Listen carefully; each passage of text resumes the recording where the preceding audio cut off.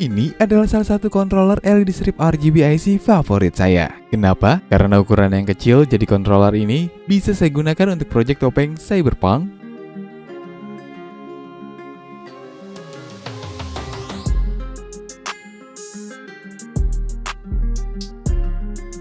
dan proyek Scootbox ini.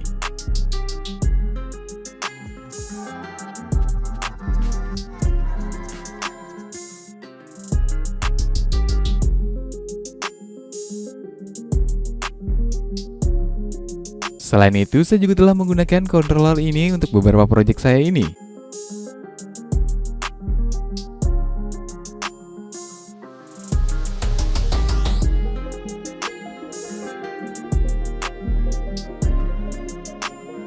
Controller ini juga memiliki fitur yang tidak dimiliki oleh semua controller yang pernah saya bahas sebelumnya. Dan controller ini katanya pengganti dari controller SB107E. Tapi apakah benar?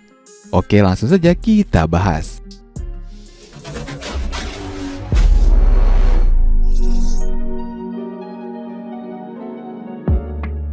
Jadi ini adalah controller Jenge. Ya, controller ini tidak memiliki dus kemasan maupun buku manualnya. Jadi kalau kita beli controller ini hanya di packing oleh bubble wrap atau dus dari penjualnya saja. Jika kita perhatikan pada controllernya, di sini terdapat dua kode QR. Kode QR yang pertama ini kita bisa scan untuk mendownload aplikasinya. Dan kode QR yang kedua ini bisa kita scan untuk membuka manualnya untuk cara menggunakan controller ini. Controller ini memiliki mikrofon di dalamnya dan dapat mengatur hingga 2048 LED atau pixel, menggunakan output 3 pin untuk ke LED stripnya, dan menggunakan input daya USB. Controller ini memiliki 2 input daya USB dan soket DC, jadi jangan salah pilih. Selain itu, controller ini juga memiliki remote control yang sudah dilengkapi dengan baterai tentunya, dan remote ini memiliki 28 tombol untuk mengatur LED stripnya nanti.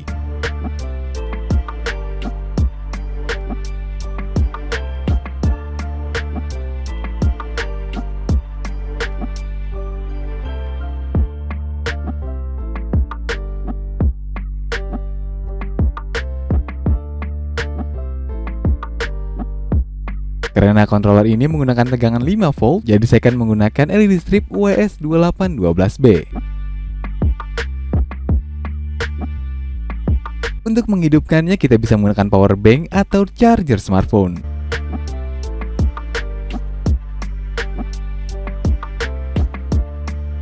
Di sini kita bisa mengatur efek, tingkat kecerahan, dan tingkat kecepatan efeknya dengan remote ini.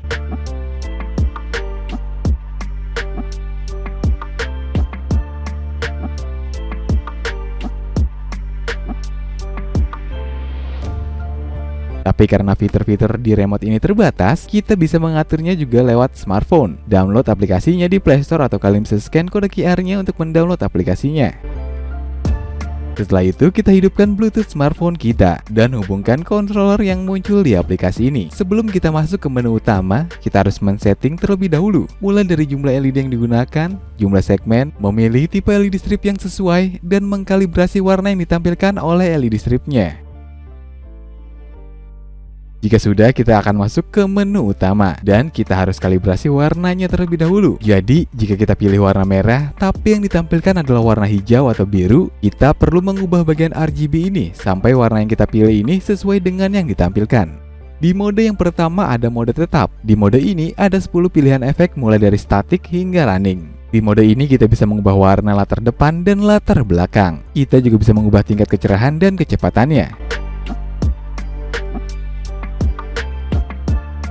Selanjutnya ada mode RBM atau bisa juga kita sebut dengan mode dinamis. Di mode ini ada 100 pilihan efek yang berbeda. Kita bisa memfavoritkan efek dan ada mode autonya. Selain itu di mode ini tentunya bisa mengubah tingkat kecerahan dan kecepatannya.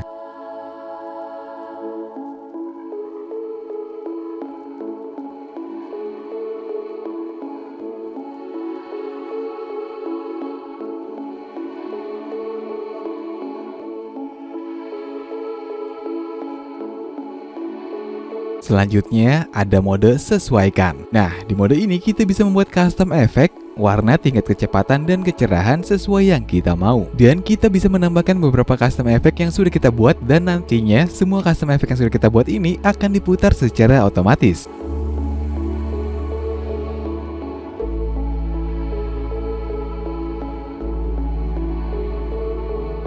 Selanjutnya ada mode musik. Di mode musik ini ada dua pilihan mode. Yang pertama ada mode layar terang atau mode spektrum dengan 30 efek yang berbeda.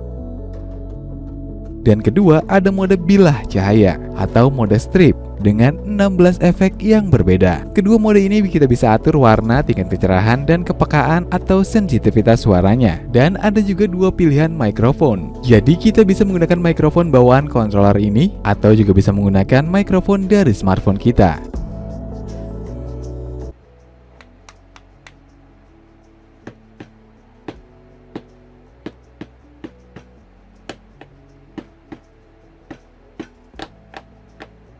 Selanjutnya ada mode beraneka warna atau mode DIY. Nah, ini adalah fitur atau mode favorit saya, karena dengan mode ini kita bisa mengubah warna dan tidak hanya satu warna saja, tetapi beberapa gradasi warna. Dan setiap warnanya kita bisa atur tingkat kecerahannya, dan kita juga bisa menambahkan efek dan kecepatannya. Dan mode atau fitur ini tidak ada di semua controller yang sudah saya bahas sebelumnya. Jadi itulah alasan kenapa controller ini menjadi favorit saya.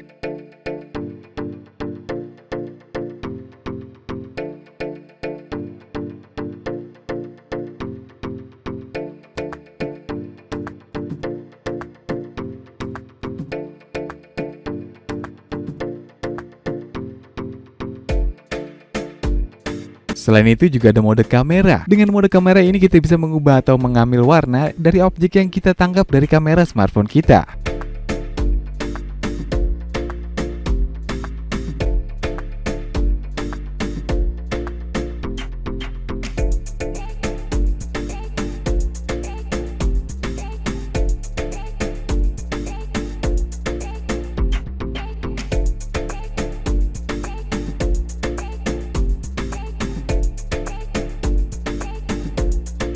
Dan juga ada fitur penundaan, timer, dan saklar pada bagian pojok kanan atas.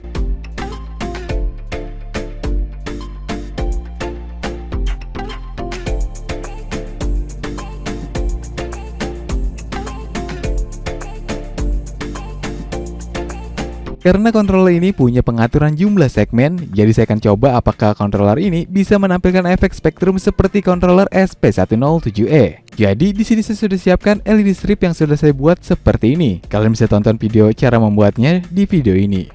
Oke, di sini kita masukkan jumlah poin atau pixel dan jumlah segmennya.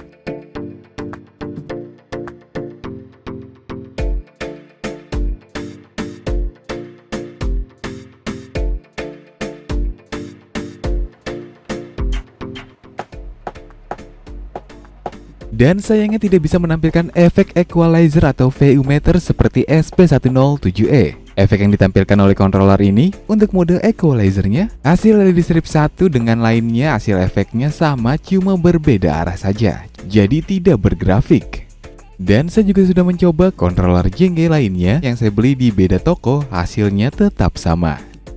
Nah, kalau kita ubah jumlah segmen menjadi 1 dan jumlah pixelnya menjadi 150, maka efek yang ditampilkan akan berjalan secara berurutan atau seperti mode strip.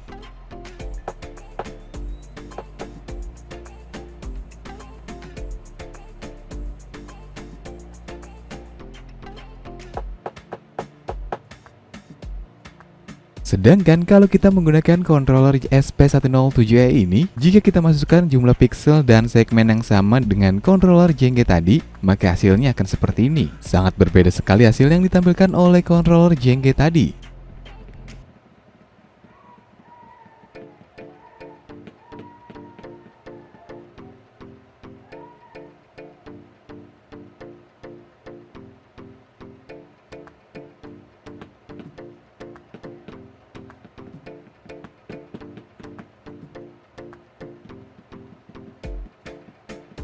Nah, kalau kita ubah jumlah segmen dan pixelnya menjadi 1 dan 150, efek cahaya yang ditampilkan tentunya akan sama seperti controller Jenga, yaitu berjalan secara berurutan.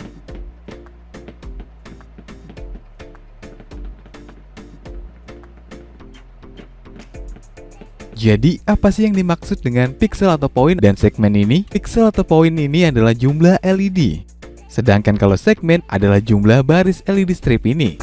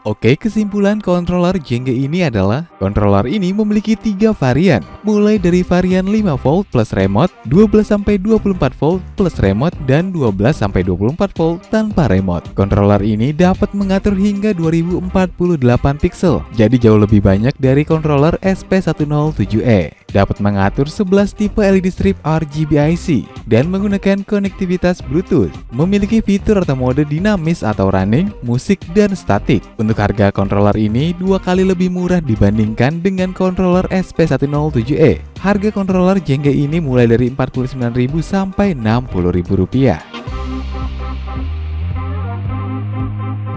Dan apakah controller Jenga ini bisa menggantikan controller SP107E? Buat saya belum bisa. Kenapa? Karena controller Jenga ini masih memiliki kekurangan. Pertama, tidak bisa menampilkan efek musik equalizer seperti SP107E, walaupun memiliki pengaturan segmen. Nah, saya juga kurang tahu mengapa tidak bisa menampilkan efek equalizer atau VU meter, dan saya tentunya juga sudah men-setting segala macam, hasilnya tetap sama. Kedua, memiliki sedikit delay pada mode musiknya, jadi sedikit kurang responsif saja. Tidak memiliki fitur AUX atau fitur soket 3,5 mm, yang dimana kita bisa menghubungkan controllernya dengan amplifier atau mixer. Jadi suara di sekitar tidak masuk ke controllernya, dan selebihnya tidak ada kekurangan. Dan mungkin bisa saya bilang controller Jenga ini sebagai alternatif dari controller SP107E, bukan sebagai penggantinya. Jadi kalau kalian punya budget yang tidak cukup untuk membeli controller SP107E ini, controller Jenga inilah alternatifnya. Karena mempunyai fitur-fitur yang cukup lengkap untuk di harga 49 ribuan. Dan jika kalian tertarik untuk membeli atau ingin mengetahui detail lainnya mengenai controller Jenga ini, kalian bisa klik link di deskripsi video ini. Oke guys, sekian video kali ini. Tetap kreatif dan tetap kacau.